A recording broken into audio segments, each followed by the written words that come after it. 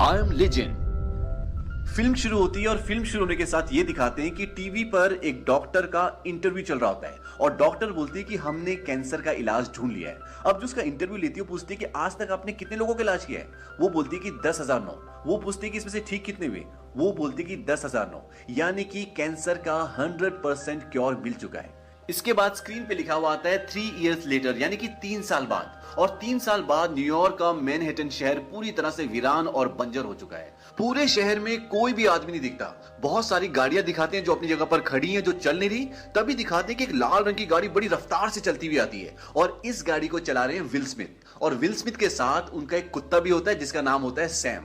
दरअसल will Smith शिकार कर रहे होते हैं, वो हिरन का पीछा कर रहे होते हैं। और वो हिरन का पीछा क्यों कर रहे हैं? क्योंकि उन्हें खाना चाहिए। अब उन्हें हिरन का शिकार करने में बहुत स्ट्रगल लगता है। तभी एक लम्हा ऐसा आता है जब हिरन उनके सामने आता है और वो अपनी गन से उसका शिकार करने ही वाले होते हैं कि तभी एक शेरनी आती है और उस पर झपट्टा मारकर उसे मार देती है। अब विल स्मिथ उससे शिकार छीनना चाहते हैं और वो छीन सकते हैं क्योंकि उनके पास गन है, लेकिन तभी उनकी घड़ी का अलार्म बज जाता है और वो ऊपर देखते हैं तो सूरज ढलने वाला होता है और उन्हें ना चाहकर भी वापस जाना पड़ता है। अब विल स्मिथ अपने घर आ जाते हैं। अब सवाल ये उठता है कि विल स्मिथ सूरज ढलने की वजह से घर क्यों आए? दरअसल इस शहर में बहुत सारे म्यूटेंट्स हैं जिन्हें डार्क सीकर्स कहते हैं और ये सिर्फ रात को ही निकलते हैं। और ये रात को क्यों निकलते हैं? क्योंकि इनकी स्किन बहुत सेंसिटिव है और ये जैसे ही धूप में जाते हैं ये मर जाते हैं क्योंकि इनकी स्किन धूप को बर्दाश्त नहीं कर सकती। घर आने के बाद विल स्मिथ और उनका कुत्ता सैम खाना खाते हैं और खाना खाने के बाद रात होने से पहले वो अपने पूरे घर को अच्छी तरह सील कर देते हैं और लाइट्स बंद कर देते हैं ताकि किसी को पता ना चले कि अंदर कोई रहता है। अब ये दिखाते हैं कि विल स्मिथ और उनका डॉग सैम बाथ टब में सो रहे हैं और तभी बाहर से बहुत सारे डार्क सीकर्स की यानी कि म्यूटेंट्स की आवाजें आना शुरू हो जाती हैं और विल स्मिथ फ्लैशबैक में चले जाते हैं। अब पूरी कहानी घूमती है फ्लैशबैक में। फ्लैशबैक में ये दिखाते हैं कि विल स्मिथ अपने घर जाता है और घर जाने के बाद अपनी बीवी और बच्चों को लेकर एयरपोर्ट की ओर निकल जाता है और उन्हें बोलता है कि यहां से निकलने के बाद तुम सबसे पहले एटीएम जाना और जितने पैसे हो सकते हैं निकाल लेना और कम से कम 2 हफ्तों का खाना लेकर फार्म हाउस में ही रहना और मैं वहीं पे तुम्हें मिलूंगा। विल स्मिथ बोलता है कि आर्मी इस एरिया को आधे घंटे में सील करने वाली है। उसकी बीवी पूछती है क्या वायरस हवा से फैल रहा है? वो कहता है कि शायद। तभी रेडियो पे प्रेसिडेंट की न्यूज आती है और वो बोलता है कि मुझे बहुत दुख के साथ कहना पड़ रहा है कि आज मैंने एक सरकारी दस्तावेज पे हस्ताक्षर किए हैं और आर्मी की मदद से न्यूयॉर्क शहर को बाकी देश के हिस्सों से अलग कर दिया जाएगा। विल स्मिथ बोलता है कि हम इसे 2 हफ्तों में फैलने से रोक सकते हैं, मैं ऐसा कर सकता हूं। उसकी बीवी बोलती है कि तुम ये काम तो शहर से बाहर रहकर भी कर सकते हो। विल स्मिथ बोलता है कि ये यहीं पे शुरू हुआ था और यहीं खत्म होगा। तभी विल स्मिथ की गाड़ी से एक म्यूटेंट टकराता है और उसका बच्चा और बीवी बहुत बुरी तरह से डर जाते हैं। अब वो बड़ी मुश्किल से एयरपोर्ट तक पहुंचते हैं और एयरपोर्ट पर पूरा शहर जमा है क्योंकि सब उस शहर से बाहर जाना चाहते हैं, लेकिन उस शहर से सिर्फ उन्हीं लोगों को बाहर जाने दिया जा रहा है जो इन्फेक्टेड नहीं है। और इसे चेक करने के लिए उनके पास एक मशीन है जिससे वो पता लगा लेते हैं कि कौन सा आदमी इन्फेक्टेड है और कौन सा नहीं। जब वो विल स्मिथ के बच्चे को चेक करते हैं तो वो इन्फेक्टेड नहीं होता, लेकिन जब उसकी बीवी को चेक करते हैं तो मशीन में ये आता है कि वो इन्फेक्टेड है और वो उसे नहीं जाने देते। तभी विल स्मिथ बोलता है कि ये मेरी बीवी है और मैं चाहता हूं कि तुम इसे दोबारा चेक करो। विल स्मिथ लेफ्टिनेंट कर्नल होता है और बोलता है कि मैं तुम्हें ऑर्डर देता हूं कि इन्हें दोबारा चेक करो। और जब वो उसे दोबारा चेक करते हैं तो उसमें यह आता है कि वो इन्फेक्टेड नहीं है और इसके बाद वो उसकी बीवी और बच्चे को वहां से जाने देते हैं। अब जब वो अंदर जाते हैं तो उनकी बीवी और बच्चे के लिए एक हेलीकॉप्टर मंगाया जाता है और हेलीकॉप्टर इसलिए मंगाया जाता है क्योंकि विल स्मिथ एक बहुत बड़े ओहदे पर होते हैं। अब विल स्मिथ अपने बीवी और बच्चे को सी ऑफ करके थोड़ा सा दूर आ जाते हैं और जैसे ही उनका हेलीकॉप्टर टेक ऑफ करता है तो ये दिखाते हैं कि सामने एक और हेलीकॉप्टर होता है जिस पर इन्फेक्टेड लोगों ने हमला कर दिया है और वो अपना बैलेंस खो देता है और घूमता हुआ वो उस हेलीकॉप्टर में लगता है जिसमें विल स्मिथ की फैमिली होती है। और इस हादसे में विल स्मिथ की बीवी और बच्चे की मृत्यु हो जाती है। तभी विल स्मिथ की नींद खुल जाती है और नींद खुलने के बाद वो एक्सरसाइज करता है और उसके बाद बेसमेंट में जाता है जहां पर वो वैक्सीन बना रहा है, यानी कि मेडिसिन बना रहा है इन इन्फेक्टेड लोगों को ठीक करने के लिए। वहां पर उसने बहुत सारे चूहों को पकड़कर बंद कर रखा होता है और ये सारे चूहे इस वायरस से इन्फेक्टेड होते हैं और विल स्मिथ दवाई बनाकर इन चूहों पर ये टेस्ट करता है कि दवा काम कर रही कि नहीं। अब विल स्मिथ चेक करता है कि जो दवा उसने लास्ट टाइम उन चूहों को दी थी उसका क्या रिजल्ट है, उसका उन पर क्या असर हुआ है। लेकिन सारे के सारे चूहे अभी भी बहुत एग्रेसिव होते हैं, उन पर उस दवा का कोई असर नहीं होता। तभी विल स्मिथ का ध्यान एक चूहे के ऊपर जाता है जो शांत होता है और उसकी हरकतें भी बहुत नॉर्मल होती है और इससे विल स्मिथ को बड़ी खुशी होती है क्योंकि उसे लगता है कि उसे अब दवा मिल गई है और वो बोलता है कि अब इस दवा को इंसानों पे टेस्ट किया जा सकता है, यानी कि उन इंसानों पे जो इन्फेक्टेड हो चुके हैं और पूरी तरह से डार्क सीकर्स बन चुके हैं। डार्क सीकर्स यानी कि म्यूटेंट्स। अब विल स्मिथ बाहर जाता है और बाहर जाकर विल स्मिथ रोज एक काम जरूर करता है, वो रेडियो पे मैसेज भेजता है सभी एफएम चैनल्स पर मैं डॉक्टर रॉबर्ट, अगर आपको किसी भी तरह की मदद चाहिए, मैं आपको खाना दे सकता हूँ, वायरस से सुरक्षा दे सकता हूँ, घर दे सकता हूँ। तो आपको मैं हर रोज जब सूरज सिर के बिल्कुल ऊपर होगा साउथ स्ट्रीट सी पोर्ट पर मिलूंगा। इसके बाद ये दिखाते हैं कि विल स्मिथ एक बहुत बड़े पानी के शिप के ऊपर होता है और उस शिप के ऊपर बहुत सारे फाइटर प्लेन्स होते हैं और एक फाइटर प्लेन के ऊपर विल स्मिथ होता है और वहां से वो गोल्फ खेल रहा होता है और एक एक करके वो बॉल पर शॉट मार रहा होता है और उसके साथ उसका कुत्ता भी होता है जिसका नाम सैम है। तभी ये दिखाते हैं कि सैम अचानक से चौकन्ना हो जाता है और विल स्मिथ समझ जाता है कि उस तरफ कुछ है। वो अपनी गन उठाता है और उसके दूरबीन से देखता है तो वहां पर एक हिरन होता है। अब सैम और विल स्मिथ उसका पीछा करते हैं और पीछा करते करते विल स्मिथ का जो कुत्ता होता है सैम, वो उसके पीछे एक अंधेरे कमरे में यानी कि अंधेरे घर में घुस जाता है। और ये बहुत ही खतरनाक है क्योंकि डार्क सीकर्स ऐसी जगहों पर रहते हैं जहां पर उजाला नहीं होता। अब विल स्मिथ उसके पीछे पीछे अपने कुत्ते को ढूंढने जाता है। उसके हाथ में गन होती है और गन के ऊपर लाइट होती है। तभी उसको उसका कुत्ता मिल जाता है, एक टेबल के नीचे छुपा होता है। वो बोलता है कि सैम चलो यहाँ से, लेकिन सैम बहुत बुरी तरह डरा होता है। तभी विल स्मिथ को पीछे से कुछ आहट आती है और जैसे ही विल स्मिथ पीछे घूमता है तो वहां पे एक डार्क सीकर बैठा होता है।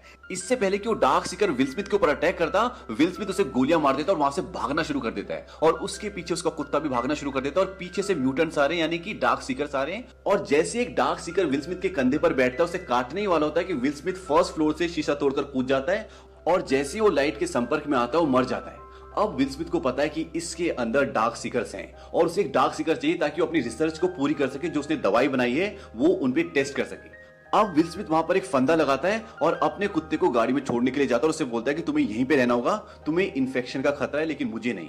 विल स्मिथ को खतरा क्यों नहीं है? क्योंकि वो इन्फेक्शन से बचने के लिए दवाई लेता है। अब कुछ देर बाद उसके फंदे में एक म्यूटेंट, एक डार्क सीकर फंस जाता है और वो बहुत चिल्ला रहा होता है। तभी वो उस पर एक जोरदार प्रहार करता है और वो शांत हो जाता है और उसी वक्त खिड़की पर एक म्यूटेंट आता है और वो विल स्मिथ पर जोर से चिल्लाता है, बहुत गुस्सा करता है। अब विल स्मिथ उस म्यूटेंट को पकड़कर अपनी लैब में ले जाता है और उस पर वही दवा यूज करता है जो उसने उस चूहे पे की थी जो शांत हो गया होता है। विल स्मिथ देखता है कि इस म्यूटेंट की बॉडी पर एक बटरफ्लाई का टैटू भी बना होता है और इसकी सांसें बहुत तेज चल रही होती है, लेकिन दवा देने के बाद उसकी सांसें धीरे धीरे कम होना शुरू हो जाती है यानी कि उसका हार्ट रेट धीरे धीरे नॉर्मल होना शुरू हो जाता है। और विल स्मिथ को एक उम्मीद जागती है कि शायद दवा ने काम करना शुरू कर दिया है। लेकिन तभी वो म्यूटेंट उठती है और जोर जोर से चिल्लाने लगती है और बेहोश हो जाती है और विल स्मिथ की सारी उम्मीदें टूट जाती हैं। अब विल स्मिथ बताता है कि मेरे ब्लड टेस्ट से ये पता चलता है कि हवा और स्पर्श से फैलने वाले इन्फेक्शन से मैं अभी तक बचा हुआ हूं, पर कुत्तों को ये इन्फेक्शन उनके काटे जाने से हो सकता है। वो बताता है कि अभी भी रिसर्च जारी है और हम टेस्ट कर रहे हैं, जो दवा मेरे शरीर में मुझ पे काम करती है वो मरीज पे काम नहीं करती। इससे ये पता चलता है कि विल स्मिथ के पास वो दवा तो है जिससे इन्फेक्शन से बचा जा सकता है, लेकिन उसके पास वो दवा नहीं है जिससे वो इन्फेक्टेड लोगों को ठीक कर सकता है। इसीलिए वो रिसर्च कर रहा होता है ताकि जितने भी म्यूटेंट बने, जितने भी डार्क सीकर्स बन चुके हैं, वो उन सबको ठीक कर पाए। वो बताता है कि आज एक अजीब सी बात हुई, जब मैं इस म्यूटेंट को पकड़ रहा था तब एक दूसरा म्यूटेंट रोशनी में आ गया। शायद भूख और खाने की कमी की वजह से वो अपने जीने के बेसिक तरीके को बदल रहे हैं और ये सब बहुत खतरनाक है। दरअसल विल स्मिथ अपनी सारी बातें, अपनी सारी रिसर्च एक ब्लॉग में रिकॉर्ड करता है और वहीं पर वो ये सब कुछ बता रहा होता है। अब अगले दिन जब विल स्मिथ बाहर जाता है तो बहुत अजीब सी बात होती है। शोरूम में जो बहुत सारी डमीज होती है उनमें से एक डमी बाहर होती है और इन डमीज से विल स्मिथ अक्सर बात किया करता था। उस डमी को देखने के बाद विल स्मिथ बहुत ज्यादा इरिटेट हो जाता है। दरअसल विल स्मिथ को इस शहर में अकेले 1000 से भी ज्यादा दिन हो गए और इतने दिन अकेले रहने से दिमागी स्थिति कहीं ना कहीं हिल जाती है और इस बात से विल स्मिथ बहुत इरिटेट हो जाता है। कहता तुम बाहर कैसे आ गए, तुम्हें अंदर होना चाहिए था, तुम्हें बाहर कौन लाया, और वो उस पर गोलियां चला देता है। उस डमी के अंदर से काफी सारा पानी निकलता है। अब जब विल स्मिथ उस डमी के पास जाता है, पानी में अपना पैर रखता है तो उसके पैर के नीचे एक फंदा होता है और फंदे में विल स्मिथ का पैर आ जाता है और वो फंदे में लटक जाता है और जब वो लटक रहा होता है तो उसका सर जमीन से जोर से टकराता है और जब वो ऊपर जाता है तो बेहोश हो जाता है। अब वो सेंसलेस हो चुका है। ये फंदा म्यूटेंट्स ने यानी कि डार्क सीकर्स ने लगाया होता है और ये फंदा ठीक उसी तरह का फंदा होता है जिस तरह का फंदा एक दिन पहले विल स्मिथ ने उस म्यूटेंट को पकड़ने के लिए लगाया था।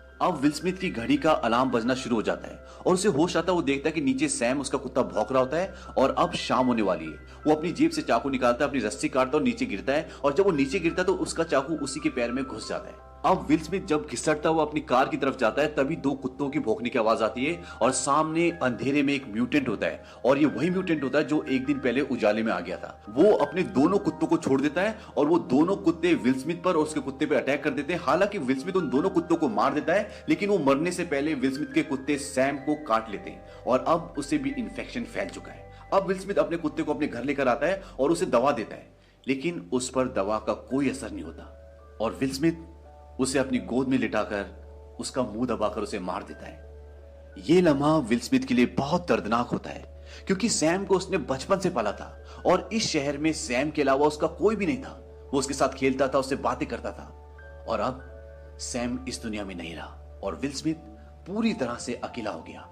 अब अगले दिन ये दिखाते हैं कि विल स्मिथ अपने घर नहीं जाता, बल्कि रात को उन म्यूटेंट्स से बदला लेने के लिए जाता है और वो कार से कई म्यूटेंट्स को कुचल भी देता है। लेकिन फाइनली वो कार में फंस जाता है और तभी वो म्यूटेंट जो उसे पहली बार दिखा था, जो रोशनी में आ गया था और जिसने उसके ऊपर कुत्ते छोड़े थे, वो म्यूटेंट उसे मारने के लिए आता है। तभी एक बहुत तेज रोशनी आती है और सारे के सारे डार्क सीकर्स भाग जाते हैं। और ये डार्क सीकर जो अभी विल स्मिथ को मारने वाला था और जो उस दिन उजाले में आ गया था, ये सारे डार्क सीकर्स का बॉस होता है और वो सब इसका कहना मानते हैं। अब इस पूरे लड़ाई झगड़े में, पूरे इंसिडेंट में विल स्मिथ को बहुत सारी चोटें आ जाती हैं और वो लगभग सेंसलेस होता है। अब वहां पर उसे आवाज आती है कि आप कहां रहते हैं, और वो बड़ी मुश्किल से अपना एड्रेस बताता है और वो बेहोश हो जाता है। सुबह जब उसको होश आता है तो वो देखता है उसके घर में टीवी चल रहा होता है। और जब वो बाहर ड्राइंग रूम में जाता है तो वहां पर एक औरत और एक बच्चा होते हैं। वो उसे बोलते हैं कि हमने आपका रेडियो में ब्रॉडकास्ट सुना था और कल हम पूरा दिन आपका इंतजार करते रहे, लेकिन आप आए नहीं, और फिर शाम को आप हमें उन म्यूटेंट्स के बीच में फंसे हुए मिले और हम आपको वहां से बचाकर यहाँ पर ले आए। अब वो लेडी अपने बारे में बताती है कि मेरा नाम एना है और हमारे साथियों को निशाचरों ने खा लिया। अब हम 2 ही बचे हैं और हम वॉरमोंट जाने वाले थे बचे हुए लोगों की बस्ती में। विल स्मिथ बोलता है कि ऐसी कोई जगह नहीं है, ना ऐसी कोई बस्ती है। वो लेडी बोलती है कि पहाड़ों में ऐसी बस्ती है क्योंकि वो वायरस ठंड को बर्दाश्त नहीं कर सकता। इस बात से विल स्मिथ बहुत गुस्सा हो जाता है और बोलता है कि सब मर चुके हैं, और फिर वो शांत होकर वहां से चला जाता है। बाद में जब विल स्मिथ दोबारा आता है तो एना बोलती है कि तुम भी हमारे साथ चलो, आज तो देर हो चुकी है, हम कल निकलेंगे। विल स्मिथ बोलता है कि इस बीमारी की शुरुआत यहां से हुई थी और मैं इसे खत्म भी यहीं करूंगा, चाहे इसके लिए मुझे कुछ भी करना पड़े, और मैं जानता हूं कि मैं ये कर सकता हूं। अब विल स्मिथ जब अपनी लैब में उसी फीमेल म्यूटेंट पर टेस्ट कर रहा होता है जिसे वो पकड़ कर लाया था, तो वहां एना आ जाती है। वो बोलती है आपको लगता है कि इससे ठीक हो जाएगी? वो बोलता है इससे इसका मरना तय है, पर मैंने इसके नीचे बर्फ लगा दी है तो हो सकता है कि इसके शरीर का टेम्परेचर कम हो जाए और वैक्सीन का असर बढ़ जाए। एना उसे बोलती है कि तुम भी हमारे साथ चलो बचे हुए लोगों के पास बस्ती की ओर। वो बोलता है कि कहीं कोई बस्ती नहीं है। एना बोलती है कि मैं जानती हूँ कि एक बस्ती है। वो बोलता है कि तुम्हें कैसे पता? एना बोलती है कि ईश्वर ने मुझे बताया। विल स्मिथ बोलता है कि ईश्वर ने बताया? वो कहते हैं कि हाँ। विल स्मिथ बोलता है कि तुम पागल हो गई हो। विल स्मिथ बोलता है कि 90% लोग वायरस से मर गए और बाकी के बचे 9% लोग इन म्यूटेंट्स में बदल गए। बचे 1% लोग और उन सबको म्यूटेंट्स ने अपना शिकार बना लिया, और वो हर एक आदमी जिसे तुम और मैं कभी जाना करते थे वो मर चुके हैं। कोई ईश्वर नहीं है, कहीं ईश्वर नहीं है। अब रात हो जाती है और विल स्मिथ सारे घर को सील कर देता है। तभी उसे म्यूटेंट्स की आवाज आती है। वो एना से पूछता है कि तुम मुझे कल रात को कितने बजे लाई थी? वो बोलती कि बस सुबह होने वाली थी। विल स्मिथ बोलता है कि उन्होंने हमें ढूंढ लिया, वो हमारे घर तक आ गई। अब विल स्मिथ ने घर के चारों तरफ काफी सारे विस्फोटक लगाए होते हैं और वो उन सबको ब्लास्ट कर देता है, जिसमें काफी सारे म्यूटेंट्स मर जाते हैं, लेकिन फिर भी बहुत सारे म्यूटेंट्स उसके घर में घुस जाते हैं। और एक ऐसा पल आता है जब एक म्यूटेंट विल स्मिथ को मारने वाला होता है कि उसके हाथ में एक गन आ जाती है और वो बच जाता है। अब वो लैब में चले जाते हैं। वहां जाकर देखते हैं कि जिस म्यूटेंट पे वो टेस्ट कर रहा था वो ठीक हो रही है, यानी उन्हें इलाज मिल गया। पर तभी वहां बहुत सारे म्यूटेंट्स आ जाते हैं। विल स्मिथ शीशे का दरवाजा बंद कर देता है, जो कि बुलेट प्रूफ है, यानी कि बहुत मजबूत है। विल स्मिथ चिल्ला चिल्ला के बोलता है मैं तुम्हारी मदद कर सकता हूं, तुम्हें ठीक कर सकता हूं, मुझे इलाज मिल गया है, दवा असर कर रही है। तभी वहां पर वही म्यूटेंट आ जाता है जो उन सब म्यूटेंट्स का बॉस होता है, और वो शीशे में टक्कर मारना शुरू कर देता है और शीशा धीरे धीरे क्रैक हो रहा है। और विल स्मिथ देखता है कि शीशे पर बटरफ्लाई का निशान बन जाता है और एना की नेक पर भी बटरफ्लाई का निशान होता है। और विल स्मिथ को यह भी याद आता है कि उसकी बेटी आखिरी बार बटरफ्लाई की बात कर रही होती है जब वो उन्हें एयरपोर्ट छोड़ने जा रहा था। विल स्मिथ को यकीन हो जाता है कि ये कोई डिवाइन मैसेज है और ये इत्तेफाक नहीं हो सकता। वो जल्दी से उस म्यूटेंट का ब्लड एक ट्यूब में निकालता है जो अब ठीक हो रही है, क्योंकि अब उसके ब्लड में ही इस बीमारी का क्योर होता है। और वो उन दोनों को एक छोटे से चैम्बर में बंद कर देता है जो सेफ होता है, और उन्हें ब्लड सैंपल देते हुए बोलता है कि इसके अंदर ही इस बीमारी का क्योर है। एना बोलती है कि तुम भी अंदर आ जाओ। वो बोलता है कि ये रुकने वाले नहीं है। अब वो उन्हें वहां बंद कर देता है। ड्रॉर खोलता है, उसमें उसकी वाइफ और उसकी बेटी की फोटो होती है, जिसे देखकर वो खुश होता है। और ड्रॉर में एक बॉम्ब भी होता है। वो उसका छल्ला निकालता है। अब म्यूटेंट शीशा तोड़ने ही वाला होता है। वो शीशे की तरफ भागता हुआ आता है और विल स्मिथ भी उसी की तरफ भागता है, और एक जोरदार ब्लास्ट के साथ विल स्मिथ और सारे म्यूटेंट्स मर जाते हैं। अब इसके बाद ये दिखाते हैं कि एना वहां पहुंच जाती है जहां वो जाना चाहती थी, और वहां पहुंचकर वो देखती है कि वहां पर सच में एक बस्ती होती है। और वहां अंदर जाने के बाद इस इन्फेक्शन का क्योर जो विल स्मिथ ने उसे दिया था वो उन्हें सौंप देती है। विल स्मिथ ने बिना किसी स्वार्थ के अपनी जान देकर पूरी मानव जाति को बचा लिया। इसीलिए इस मूवी का नाम आई एम लेजेंड है। तो ये तो थी इस मूवी की फर्स्ट एंडिंग जो थिएटर में दिखाई गई थी। इसी मूवी की सेकंड एंडिंग भी होती है जिसमें विल स्मिथ बच जाता है। सेकेंड एंडिंग में दिखाते हैं कि डार्क सीकर अपने ब्लड से ग्लास पर बटरफ्लाई का निशान बनाता है और जिस फीमेल म्यूटेंट पर विल स्मिथ टेस्ट कर रहे होते हैं उसकी बॉडी पर भी बटरफ्लाई का टैटू होता है। विल स्मिथ समझ जाते हैं कि ये सब यहाँ पर इसी डार्क सीकर को लेने के लिए आए हैं जिसका वो इलाज कर रहे हैं। वो अपनी गन नीचे रख देते हैं और एना को डोर खोलने के लिए बोलते हैं और उस डार्क सीकर को लेकर बाहर चले जाते हैं। अब बाकी के सारे डार्क सीकर्स विल स्मिथ पर अटैक करना चाहते हैं, पर उनका जो बॉस होता है, जो डोर पर बटरफ्लाई का निशान बनाता है, वो जोर से चिल्लाता है और सब रुक जाते हैं। अब विल स्मिथ ड्रॉर से एक इंजेक्शन निकालता है और उसी डार्क सीकर के लगाता है जिसका वो इलाज कर रहा था, और जैसे ही वो उसे इंजेक्शन लगाता है वो होश में आ जाती है और उसके होश में आने के बाद डार्क सीकर उसके प्रति अपना प्यार जाहिर करता है। यहाँ पर हमारे सामने दो बातें आती हैं। फर्स्ट, ये दोनों डार्क सीकर एक दूसरे से अटैच्ड होते हैं जो कहीं ना कहीं एक लव वाली फीलिंग को जन्म देता है, और ये अजीब बात है क्योंकि डार्क सीकर्स इमोशनलेस होते हैं। सेकंड, कि ये डार्क सीकर जो इनका हेड होता है ये इंसानों की तरह अपना माइंड भी यूज कर सकता है जो बाकी नहीं कर सकते। तभी वो विल स्मिथ के लिए ठीक वैसा ही ट्रैप बनाता है जैसा विल स्मिथ ने उनके लिए बनाया था, और विल स्मिथ उसमें फंस जाता है। अब जब विल स्मिथ ने उस डार्क सीकर को वापस कर दिया है तो वो सब उन सब को छोड़कर चले जाते हैं। अगली सुबह ये दिखाते हैं कि विल स्मिथ, एना और उसका बेटा गाड़ी में वर्मोंट की तरफ जा रहे हैं और अब उनके पास इस बीमारी का इलाज भी है। और एना रेडियो पर एक मैसेज भी करती है कि मैं डॉक्टर रॉबर्ट नेविल और अपने बेटे के साथ वर्मोंट की तरफ जा रही हूं। Keep your radio on, listen to a broadcast, you are not alone, there is a hope. और इसी के साथ ये फिल्म खत्म हो जाती है।